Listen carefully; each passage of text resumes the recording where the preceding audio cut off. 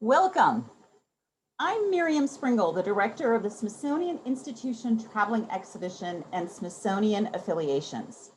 I'm so glad you're joining us this evening from across the country. And I was just deep in the chat, it's from across the world. Welcome to each of you.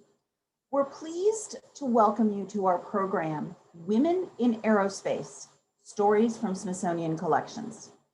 This is the third in a series of programs we are hosting this month to recognize women's history and to highlight and celebrate the contributions of women to aerospace history. This program series is supported by the Smithsonian American Women's History Initiative, which creates, educates, disseminates, and amplifies the historical record of the accomplishments of American women. The Smithsonian wants the role of women in American history to be well known, to be accurate, to be acknowledged, and to be empowering. And we at Smithsonian Affiliations are proud to be part of this effort. Before we start, I have a few housekeeping items to review.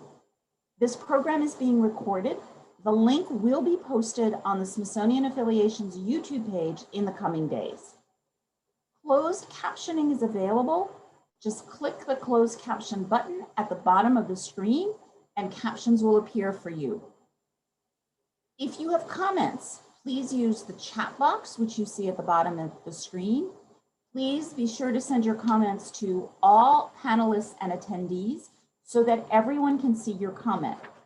If you have questions for our presenters, please enter those in the Q&A, which is down there at the bottom of your screen.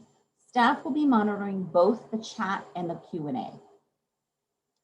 Please note, while on-topic discussion is encouraged, we ask that you express yourself in a civil manner and treat others with respect.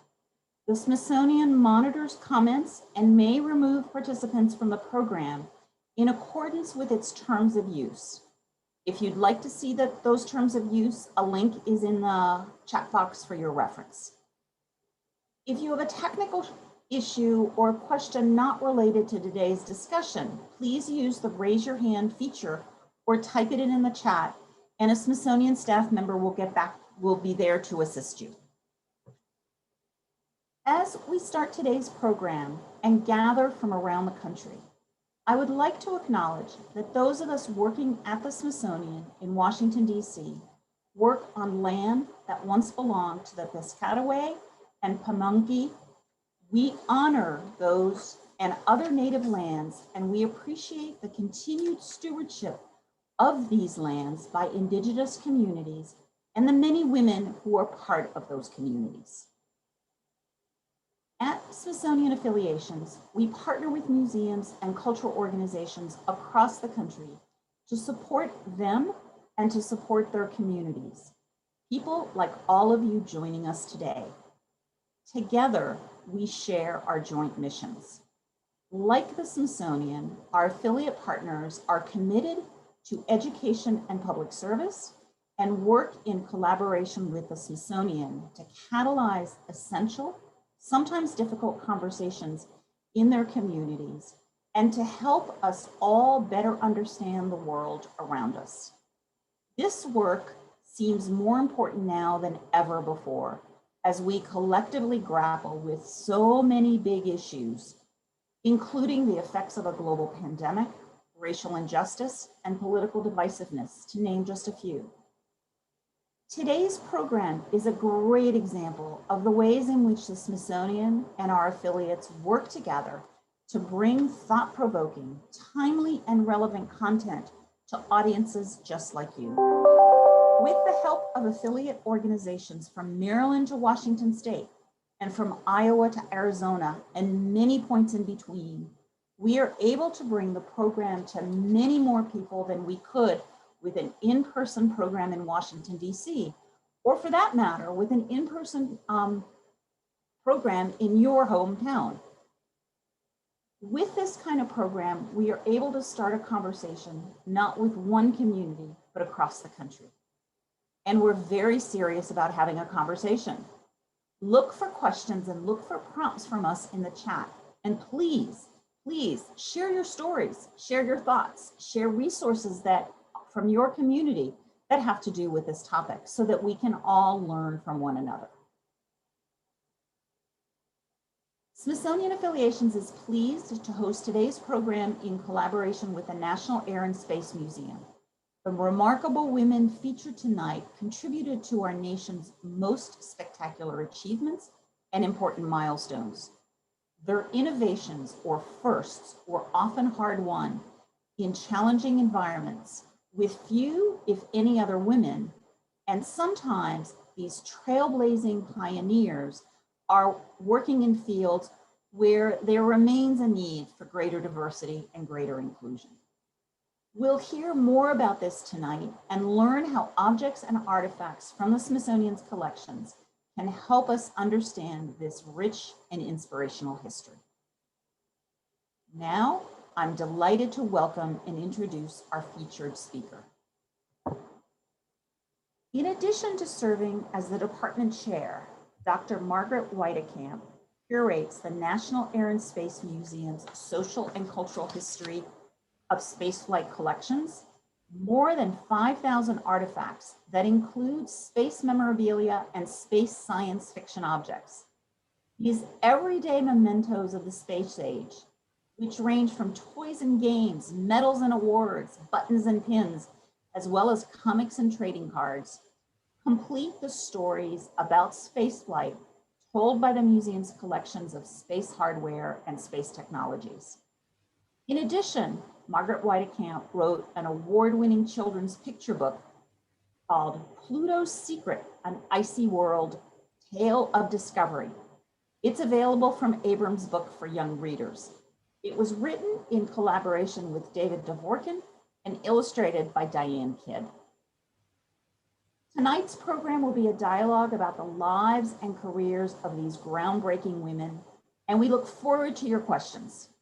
Please remember to post them in the Q&A box. With that, I'll turn the program over to Dr. Weitekamp.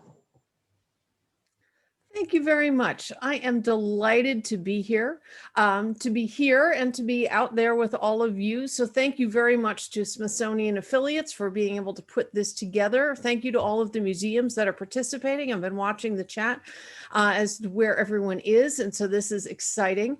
And so I will also say, happy St. Patrick's Day as we gather on the 17th of March. The traditional Irish toast is sláinte, which means good health.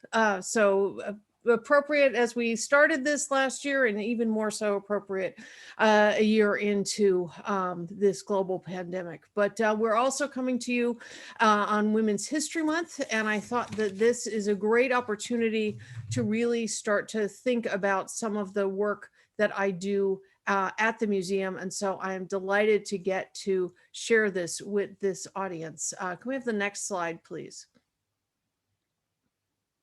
So usually if I came to your city to give this talk, one of the first things I do would be kind of orient where I come from. It's a place that is near and dear to my heart, both as someone who works there and as somebody who is a fan of it even before I got there. So this is the National Air and Space Museum's building on the National Mall in Washington, D.C., right in the shadow of the Capitol on the National Mall. And so that is a place where, we've really been privileged as a museum since 1976, since the opening of that building, although the National Air and Space Museum preceded that and pre-existed that building.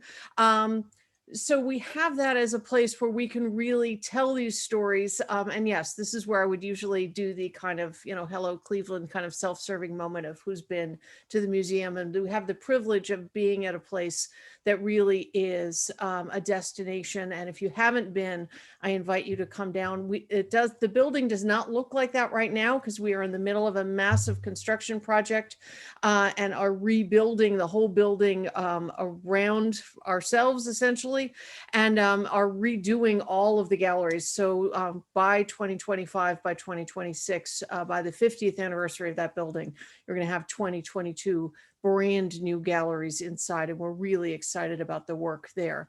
But we not only have that site at the National Air and Space Museum, but if we can go to the next slide, we have the Stephen F. Udvar-Hazy Center, which is out by Dulles Airport in Northern Virginia. And that is a place where we're really excited to be able to show some of our bigger objects.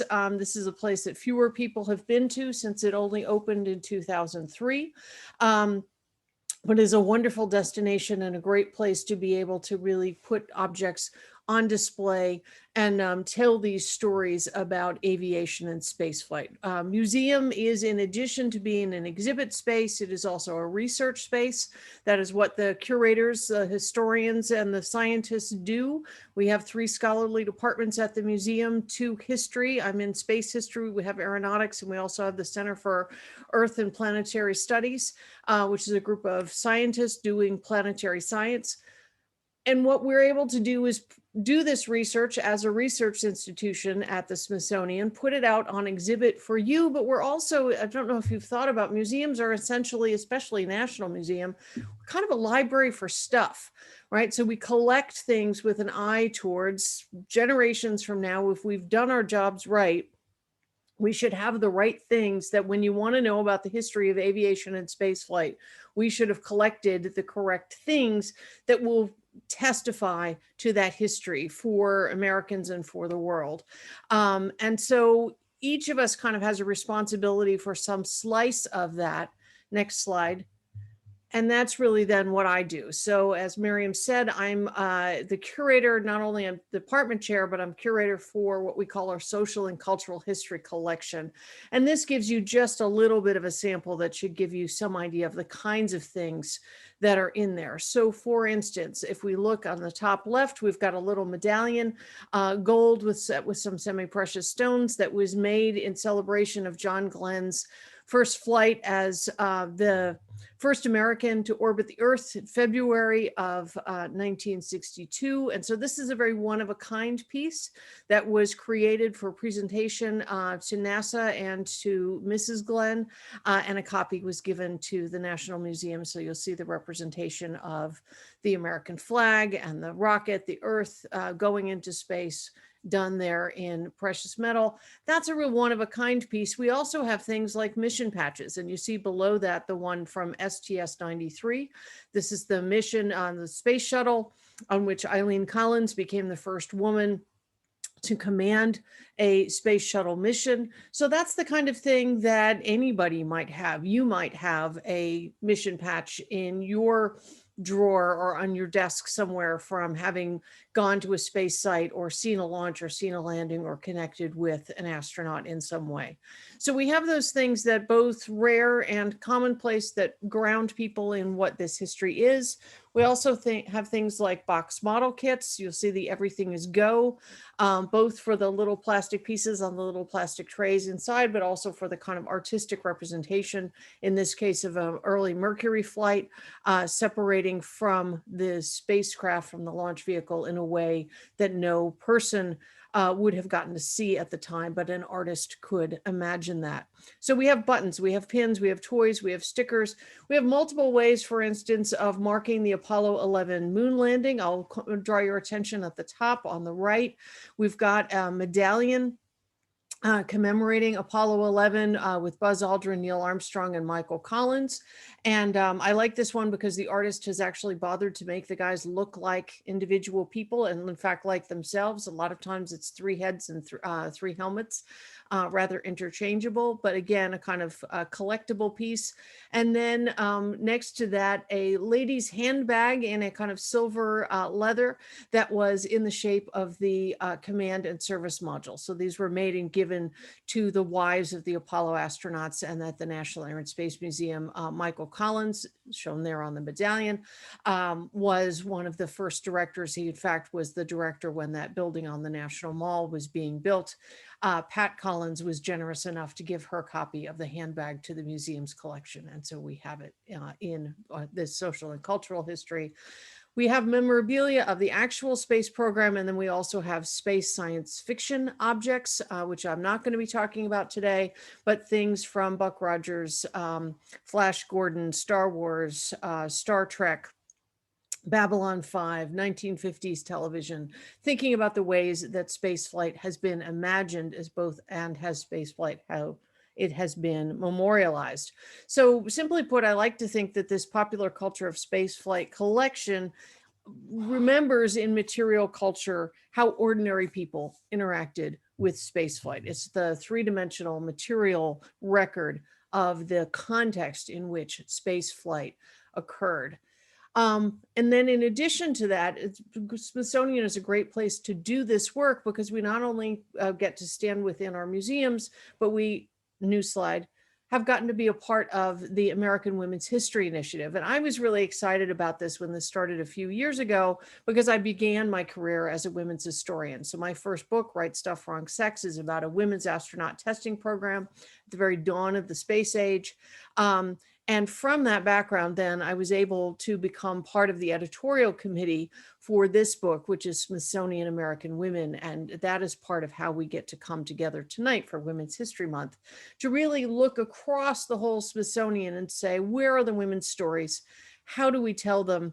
And the question that women's historians often ask is really kind of which women? There's no universal women's story. So which women's stories are we telling and how do we tell those stories? We found when we looked across the whole Smithsonian collection and drew curators from art museums and science museums and history museums and brought everyone together, is that and hundreds and hundreds of artifacts with stories across art, history, science, exploration, medicine, kitchens, dresses, youth culture, music, hats. There are wonderful hats, letters and literature, beginning with the very beginning of what became the US and extending through to today. And there's no way that I can really do justice to this book. You'll have to buy the book, naked plug. But what I thought I would do tonight is just walk you through a few of the aerospace examples that we were able to include in this book, and then open it up for some questions. So the question of how do you tell women's stories? One of the great answers is with dramatic artifacts. And this, boom, is beautifully bright red, one of the best. And in fact, an image of this is in the table of contents of that book. Because I know that this is Amelia Earhart's Lockheed Vega. It is really one of the pieces that you think of. I know when we were asking in the chat at the beginning, what pieces would you like to see? Who would you like to hear about? I saw Carol was asking about Amelia Earhart. So Amelia Earhart, the pioneering woman aviator, set two of her many aviation records in this bright red Lockheed Vega. It's a 5B, and she called it her Little Red Bus. So in 1932, she flew it alone across the Atlantic Ocean. You'll remember perhaps that she became the first woman to cross the Atlantic, first as a passenger, flying in an aircraft flown by others, but then she repeated that and she was the pilot. And then she flew this airplane also nonstop across the United States. And those were both firsts for women in the 1930s. So we want to tell that story not only at the museum, but we want to tell that story particularly in this book. And the question then is, not why Earhart. And if we can go to the next slide, it's not just because she's a pilot, but she also is a businesswoman. And she's really a women's advocate. And so on the left here, you're looking at an image from the National Portrait Gallery, one of our sister institutions within the Smithsonian here. And I love this picture of her because I think it shows off a little bit. She had somewhat her own fashion line. She was a businesswoman who was interested in promoting not only herself, but women more generally. And so on the right-hand side, you'll see another artifact from the National Air and Space Museum's collection. And this is part of, it's a set, an ensemble, a practical kind of two-piece flying suit that Earhart designed for the 99s. You see the logo here, the two interlocked 9s on the left lapel. So this is an organization that is an organization of women pilots, and this was established after the 1929 Women's National Air Derby, because there weren't that many women pilots, and they were aware of their rare status in this booming world of aviation.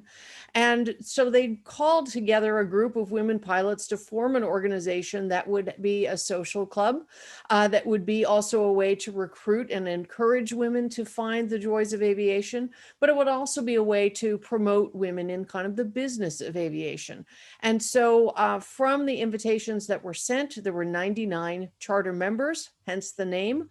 It is still an active women's aviation organization, but Earhart really, especially in this world right after women's suffrage, right after the passage of the 19th Amendment in 1920, was a strong supporter of women in aviation and a strong supporter of women's rights. And Earhart was, in fact, the first club president for the 99s. And we're excited about that. In the construction that we're doing of the National Mall building, one of the things that we're doing is in the floor next to the gallery that it will contain Earhart's Lockheed Vega.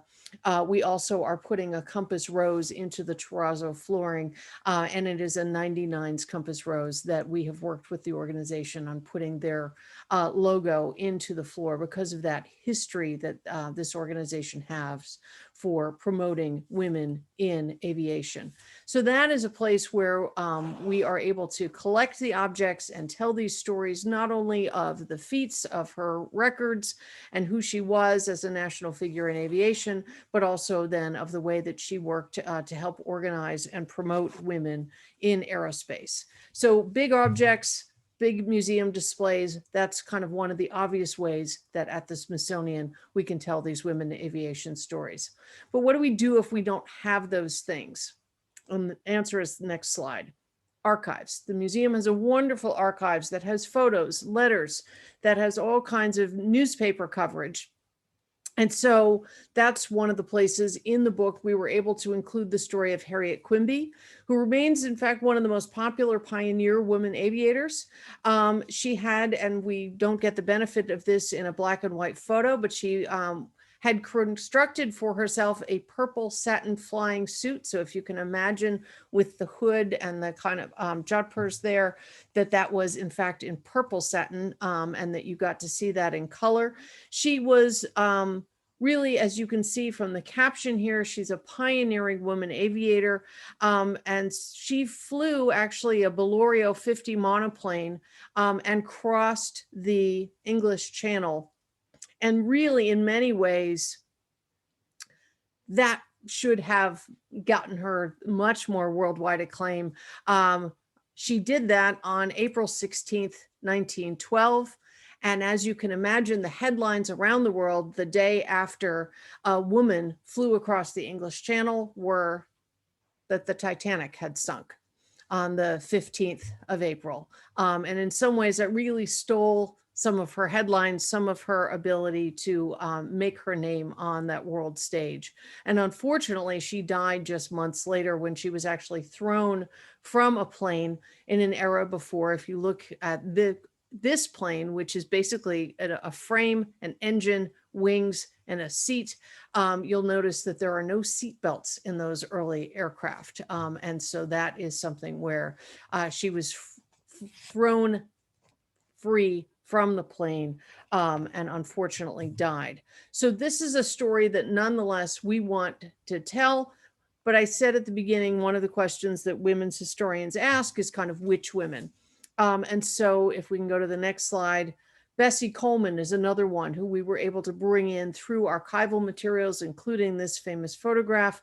Bessie Coleman was an African-American woman who faced the kind of double burden, the intersectionality of being both a woman and an African-American woman in the United States. And so no one would teach her to fly, even though she desperately wanted to. So she actually received a pilot's license in France from the Fédération Aéronautique Internationale, the first pilot's license issued to an African-American woman. She returned to the United States in September of 1921, and she came to the Chicago area, so shout out to Chicago, and started doing shows, doing loops, doing figure eights, and her goal was really to try to found what she had wanted to find in the first place, which was a flying school for African Americans. She moved to Houston in 1925. Shout out also to Houston then. And she reached her goal of opening the school, but unfortunately crashed and died in April of 1926. So two stories, Harriet Quimby and Bessie Coleman, that we were able to bring into this book through the archival collections. But we not only wanted to tell the story of women aviators, but also, if I may move on to my next slide, we wanted to tell the story of women in astronomy. So if we jump forward some 50 years in history, we get to this woman who is Vera Cooper Rubin, who is a very prominent woman astronomer who never received her Nobel Prize that many people thought she really was due, as one of the people who, as one of the astronomers who really, through her observations, convinced astronomers that the vast bulk of the mass of the universe is invisible and unknown in origin and character. It's called, for lack of a better name, dark matter, and that the best explanation of how this universe works and operates really depends on the idea that there is, in fact, dark matter. And so it's something that we cannot detect directly, but that we can see how its mass distorts the behavior and the motion of matter, of planets, of stars, of galaxies, of us. And so in the book, we were able to include a really lovely essay written by David Dvorkin, and also an image of the Ford Rubin spectrograph. This kind of black box, if you will, is off on the right, is in fact a version of a telescope that allows you to split the light and see the chemical composition of the material that is the origin point of that light. And so even though this doesn't look like a telescope that you might know, this is what astronomers use, and this in fact is one that was used by Vera Rubin, and we are very excited to have that on display at the museum. And so to be able to tell that story of Vera Rubin in the collection. So what I wanted to do at the end here is dive a little more deeply into a couple of the other collections that we were able to feature in this book. And the next one is that of Dr. Sally K. Ride, the first American woman in space. She is such an icon of women's history that, in fact, if you open the Smithsonian American Women's Book, which you can find at all major booksellers, right inside that front cover, you're going to find a portrait of Sally Ride. And this is how most people know her, right? From STS-7 in 1983, where she becomes the first American woman in space. But what many people may not realize, if I go to my next slide, is she flew in space more than once. She was on board the first flight that had 2 women astronauts. So that in the picture in the top middle is her with Catherine Sullivan, who on this flight becomes the first American woman to walk in space. And really is a very important figure in space history, not only from her 2 space flights, but also as a figure in NASA leadership. There's an important study that's done later in her career at NASA, known informally as the Ride Report, which really defined NASA's mission for years to come, both in terms of human spaceflight, but also Earth observation and thinking about how we might use spaceflight to look back at Earth. So I was a part of the small team of 3 that went out to Dr. Ride's home in California after her untimely death in 2012. We were contacted and had the opportunity to go out there and think about the questions that I posed at the very beginning. What are these stories that we want to tell? How do we bring those into the collection, into our library of objects, so that we have those stories kind of memorialized at the National Museum? And so if we can go to the next slide. I went out with Dr. Valerie Neal and myself. She was working on the human spaceflight side. I was interested in memorabilia. And one of the things we were able to collect, along with Dr. Ride's papers, which are in the archive and which have already been digitized. So they're available to you online. If you go to the arinspace.edu website and you dig into our archives pages, you will be able to find Dr. Ride's paper archives already digitized and ready for your research and your reading. So we brought in objects as well. And I think this is the kind of thing that everybody might have expected that we would have brought into the collection. So this is, as you can see, her flight helmet from her time as a pilot with NASA. So NASA brought in for the space shuttle program, especially, they brought in researchers who had, in this case for Dr. Ride, a PhD in physics from Stanford University, who was coming in as a researcher. So not as a pilot astronaut who had been trained primarily as a military trained pilot, but coming in as a civilian. But in fact, all astronauts learned to fly, and Dr. Ride became a big fan. And so we were excited to be able to get her flight helmet, which has her name in script on the back. And we've got a picture there, a great picture of her in a T-38 flying with this. And that, I think, is the kind of thing that everybody expected. But if we go to the next slide, you get a look here at her Dunlop Maxply tennis racket. So why do we have a tennis racket in the collection at the National Air and Space Museum, especially connected to this kind of spaceflight pioneer? And the answer is because when she was coming up as a teenager, she was really active in the girls and women, eventually women's tennis world, especially in California at clubs. She was a competitive tennis player. So why is this so important? One, because when when Dr. Neal and I talked about what we wanted to collect, we really started talking about the total arc of her life. How do we preserve that, and how do we bring that into the collection? And so her early life in tennis in some ways really put her on the path to who she became. And that was important for a few different reasons that I want to kind of dive into right now. One, educational access.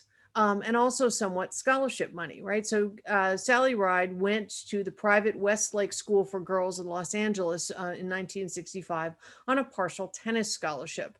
She became a nationally ranked tennis player, and as an undergraduate at Swarthmore and then at Stanford University, but notably did not have an athletic scholarship there because there really weren't athletic scholarships for women athletes. But it was part of what got her in the door.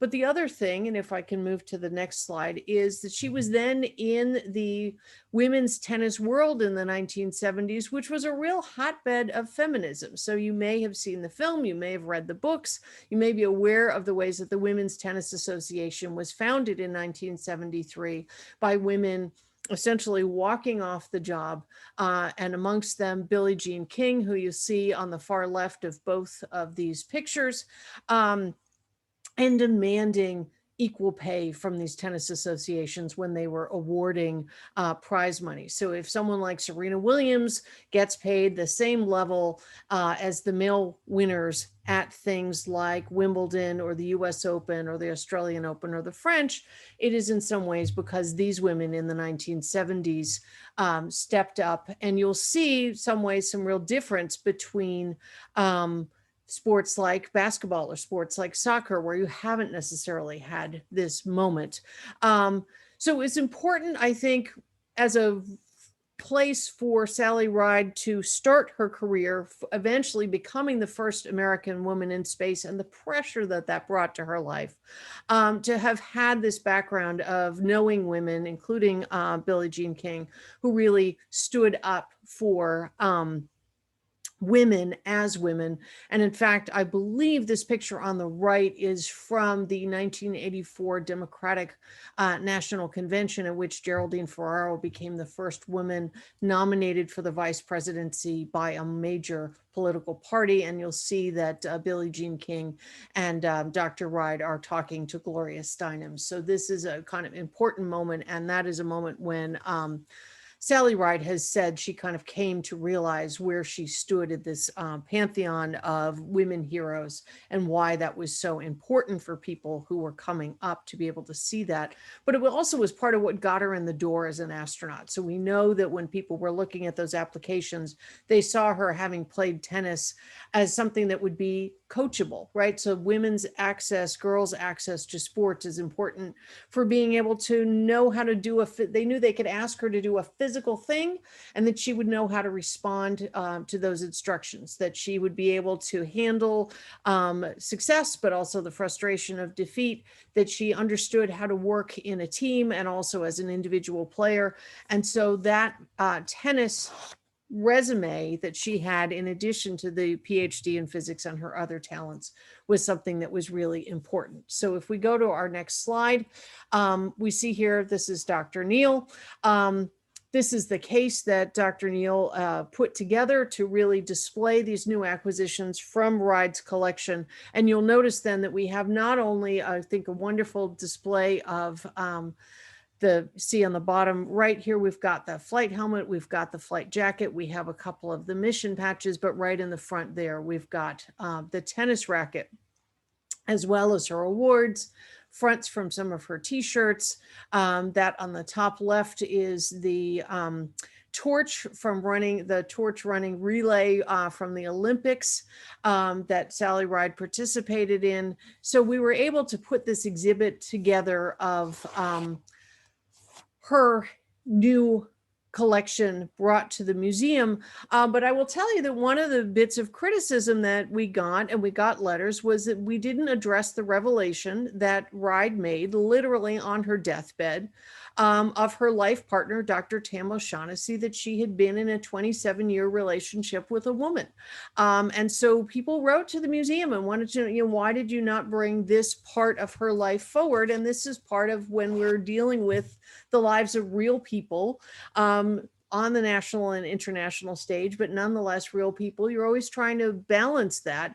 And if we can go to the next slide, the story of that is, I think, we're often trying to figure out what's our phrasing. How do we explain that to visitors who are interested?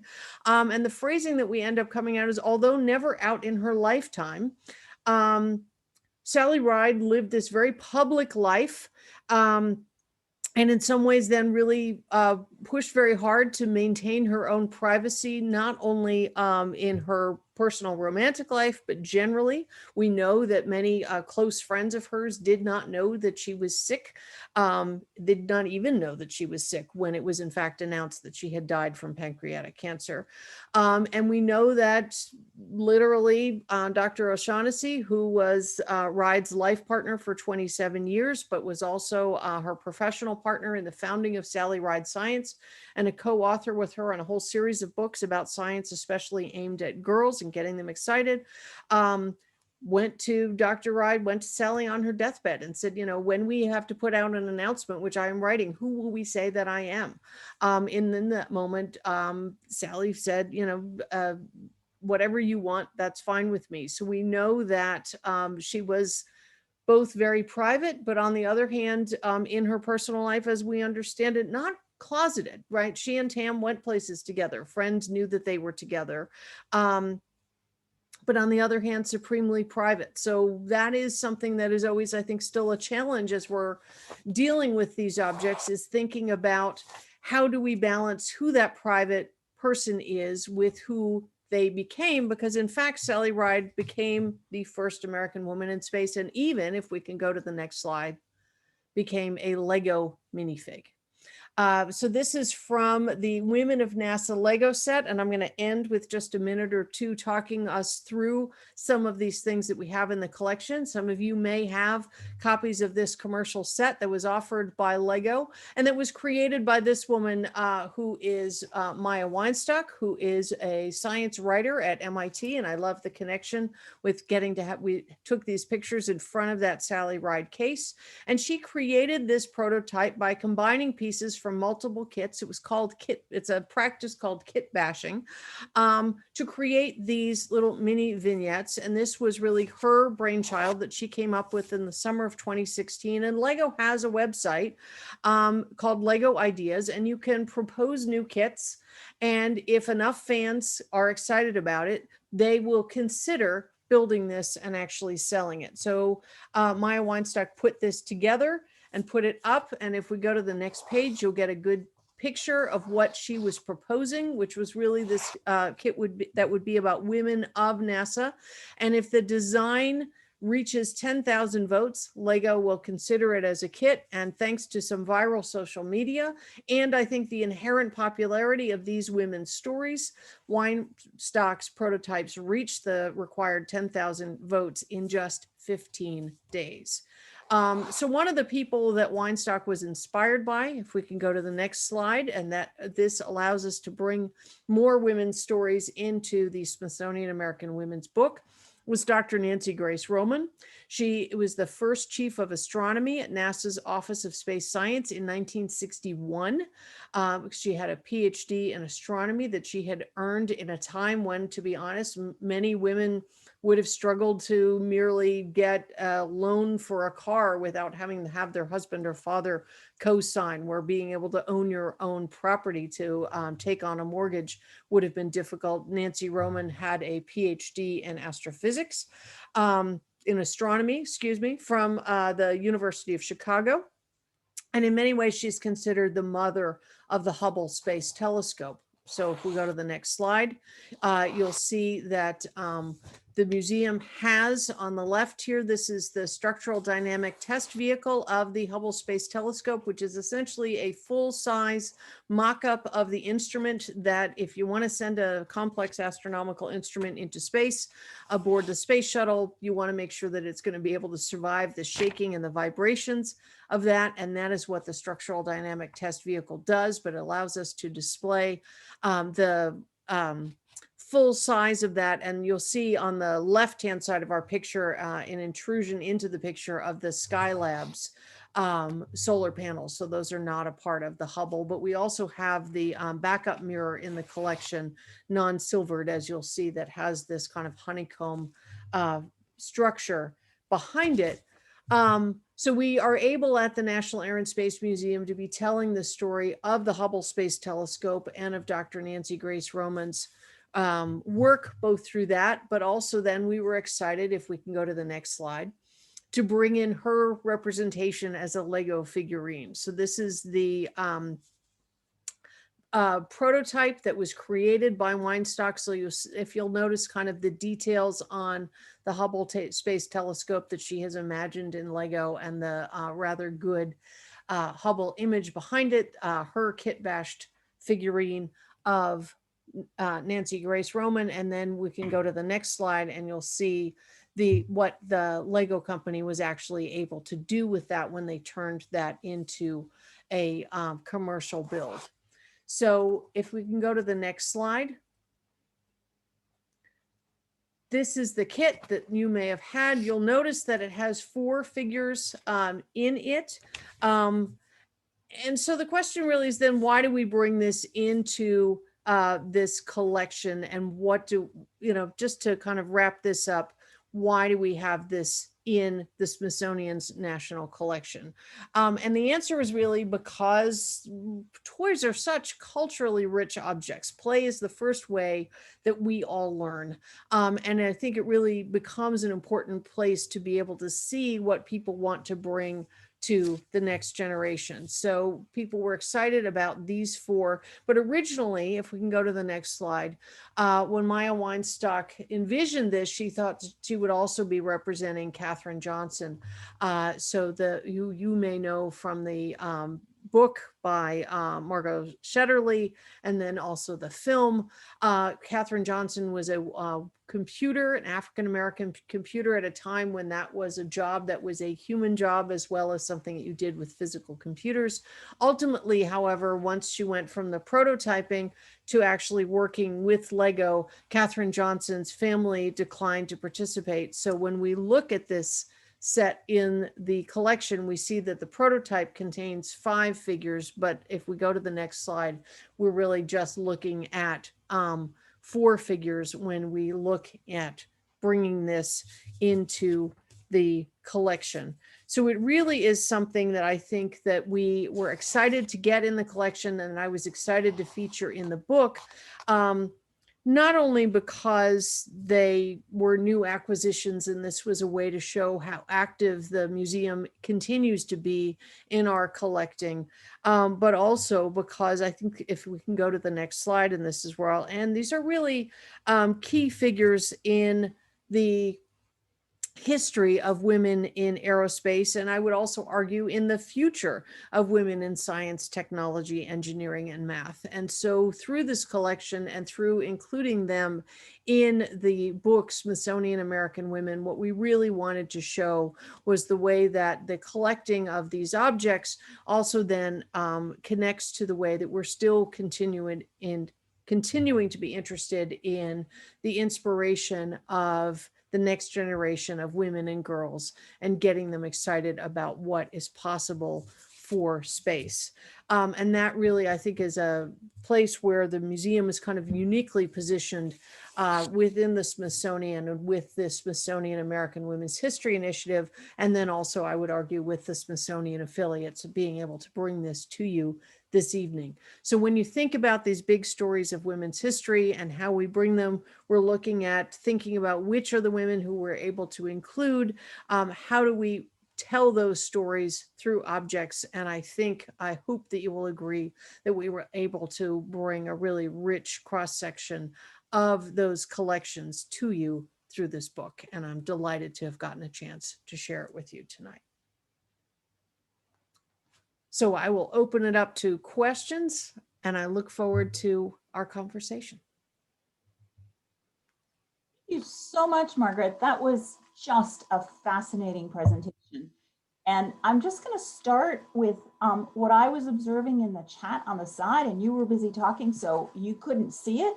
But when asked about their favorite memories of the National Air and Space Museum, people talked about programs, they talked about exhibitions, about archives across the country. And they talked about things that are available in the gift shop, like the space ice cream.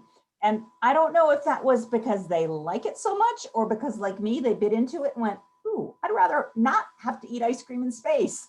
And of course, the IMAX film, and then some of the iconic object like the Spirit of St. Louis.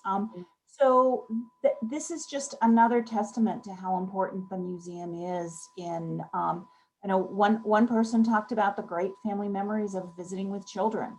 And so I link this to the American Women's History Initiative, which is still relatively new at the Smithsonian and is really a commitment on our part to tell a much deeper and much richer story, and a much more inclusive story, and a more real story of America's history and our women's participation in the space program and in all aspects of life.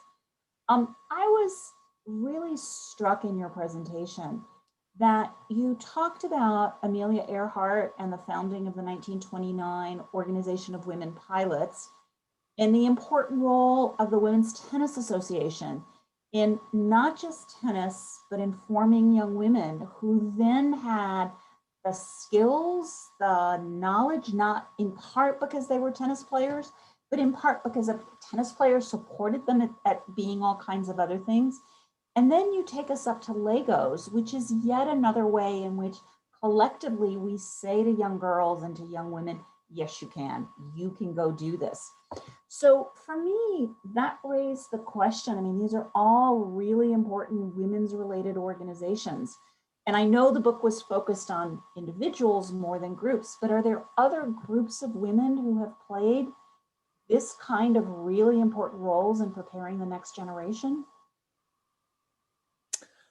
I think you see part of what I really like about doing space history is the ways that it really draws on all of these other fields. So I think that sometimes people think of this story of aviation or space flight as this very niche kind of side story to American history. And I see it instead as something that really draws on all of these important themes, because I was giving a teacher training this morning, actually, talking about women in aerospace and how many women there have been in space. And I saw people getting the answer right, 65. But that's really a story that's not only about women in aviation, about who then has these skills, because I think Earhart, with this organization of the 99s, there's also an organization called the Whirly Girls that was designed to kind of create support for women helicopter pilots. There's a great organization called Women in Aviation International. that really looks to bring women across aviation. So not only pilots, but people who are flight controllers and people who are aircraft mechanics, and women who are together to think about that, as well as flight attendants who know an awful lot about the safety and flight of aircraft. You think of them just bringing you their drink, but they know how to get every single person off that airplane in less than, I think it's 2 minutes, in order to make sure that your safety is always paramount, and they are always ready for that. So those kinds of organizations come out of these broader historical contexts where, when you're talking about who flies, whether it's a pilot, whether it is a military aircraft, whether it is a jet experimental aircraft, or something as elite as the demonstration crews that you see from, the Blue Angels or the Thunderbirds coming out of the military services. It's really rooted in this broader history of what's possible for women in terms of access to advanced degrees, access to educational opportunities. It's really only since 1976 that women have been allowed to be admitted to the military academies, which is an important launching point if you want to have a military career.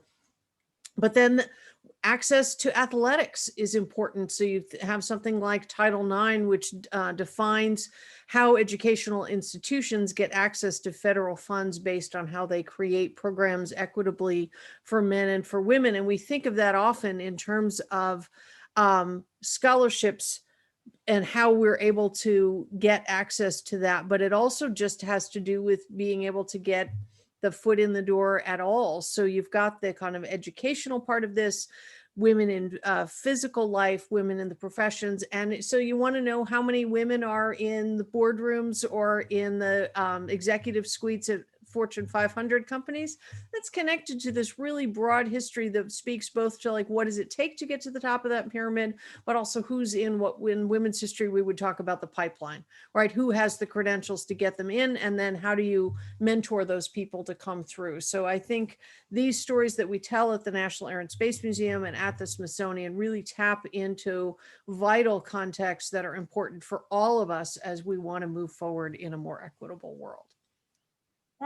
That is just so wonderfully put. I'm sure I'm not the only person in the audience who is clearly aware of how those young, sometimes sports, often sports activities helped prepare us. And and anybody who knows me will tell you I did not turn out to be the great athlete, but it was in those moments that we learn skills that stay with us and help us develop and give us the motivation to do the kinds of things that we're passionate about. So you talked about two women, Harriet Quimby and Bessie Coleman, whose lives were very much cut short. And some of the questions have to do with, well, did they have a legacy that continued? And in the case of Bessie Coleman, someone asks, did her school continue? Was that training program for African-American flyers, did someone else pick up with it? Not that I know.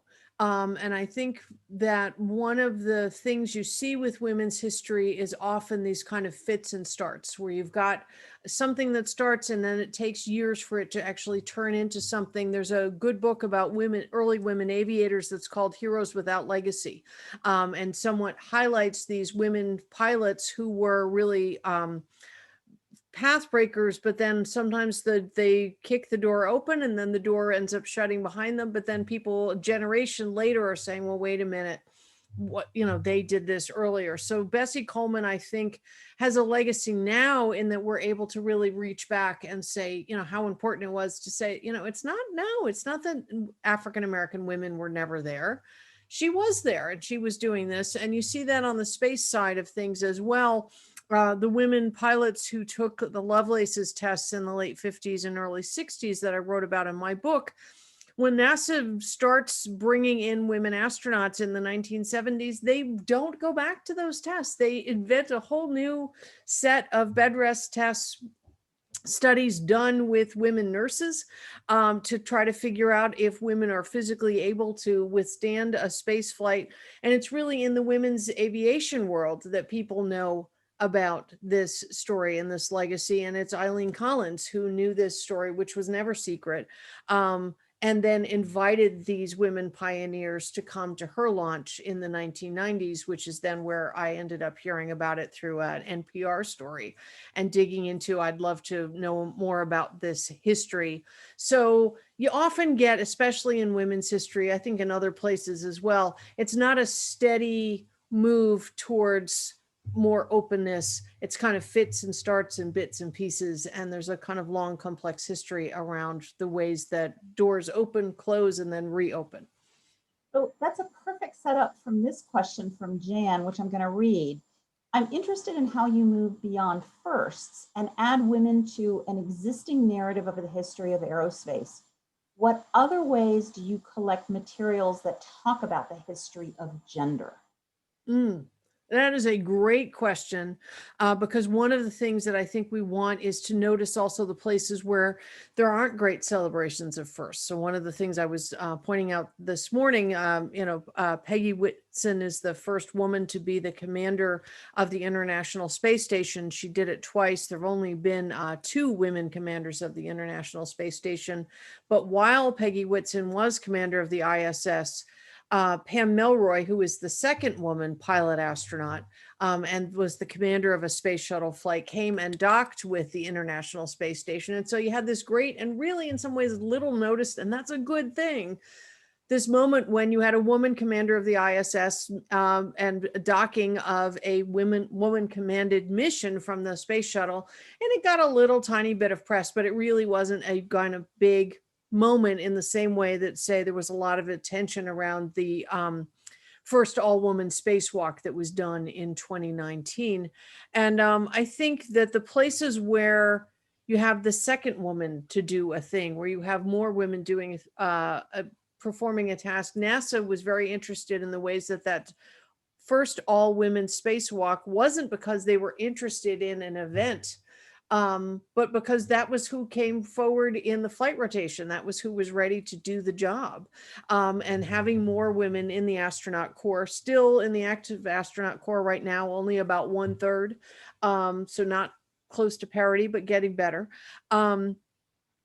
That's a place where you try to figure out how do you tell this story. And I think one of the things in exhibits and in collections, we're trying to think about how do we tell the places where it's not a first? It's a very insightful question, but in fact normalized. And it is just that this is a person who's doing interesting work and not that they're the first woman to get to do this work. And we are always interested in ways that we can bring headsets or jackets or things like that into the collection that shows a bit about who's doing the thing. So in memorabilia, one of the things you'll notice, they always used to make mission patch lapel pins, and they would make, tie clips. And I think it spoke to the idea that the people doing the important work in spaceflight would be men who would have a lapel and have a tie. And now what you find is a lot of times that's sold also as a pendant, right, as something that you would put on a chain. And so the idea that there's just a expectation that there will be women in the crowd who would want to demonstrate their place in that mission can be seen in the form of the thing, and that it doesn't have to be created as a special thing. So yes, it's a complex story to try to tell and something that we keep an eye on. And we're going to absolutely run out of time on all of these just fabulous questions that are coming in. I'm going to pick one that I think is maybe a short answer, but of course, you're going to have a whole story to tell us about this. Some questions about how, and this is linked to the conversations of preparing young women, girls and young women to be ready for these kinds of jobs. But who was the youngest woman in space is one of the questions. And I would add to that question, and this is a very specific number, so maybe it's putting you on the spot in an unfair way. Who was the youngest man in space? In other words, are men and women sort of relatively at the same point in their career when they get to go to space? Ooh, that is a good question. And I'm going to dodge the specific of, so you can go Google it. Um, I would say that part of when we look at things, one of the things I was showing the teachers this morning was the biography of Anne McClain, who was the youngest candidate brought in with the NASA astronaut class in 2013, which was a group called the Eight Balls. So eight astronaut candidates, 4 women, 4 men, the first time you have actually gender parity in bringing that group in. And part of what's distinctive is we look at Anne McClain's biography, and she had access to educational and developmental opportunities that would have been barred to women generations ahead of her. And so in many ways, she really accumulated a resume that I would argue any of the early astronauts would have envied. West Point graduate, so access to military academy, coming out of that Marshall Scholarship, so very, much equivalent to our Rhodes, 2 master's degrees from Great Britain earned as a part of a Marshall Scholarship. Semi-pro rugby player, only because she didn't have the time to devote to be a full-time pro, 8 weeks working on a construction project in Africa. And so leading up that, a graduate of the Naval Jet Test Piloting Program. So same as, John Glenn or some of the other astronauts who were a part of the moon program. And then you put all of that together and you say, this is someone who then really could have a resume that, you would pick out of the pile. Man, you could blind all of the names on it. And this is someone who really has what we would say the right stuff.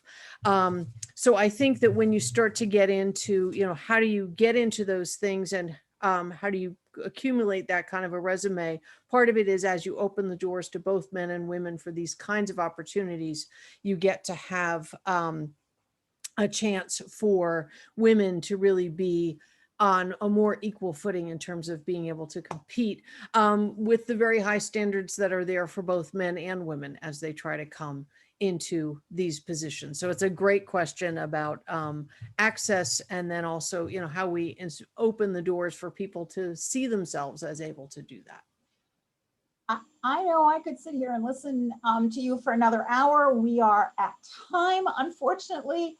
But I want to thank you in particular for such a wonderful presentation. But I also want to thank all of our participants for such a robust conversation in the chat. And a number of you shared resources in your communities, archives, new exhibitions, books that are being published related to space history and to women's history. So I know that there will be continued conversation around many of these topics across the nation, which is wonderfully gratifying. And I want to thank each of our affiliate partners who joined us today and offered this programs in their community. And of course, the American Women's History Initiative, which is helping us put a spotlight on women's history in a way that we absolutely need to be doing. We hope that many of you will join us next week for the next program in this Women's History series. It is entitled Ancient Worlds, Contemporary Selves, Smithsonian Scholars Explore Intersectionality. And with that, I'm going to wish you all a great rest of the day and see you hopefully next week or at another program. Thank you so much.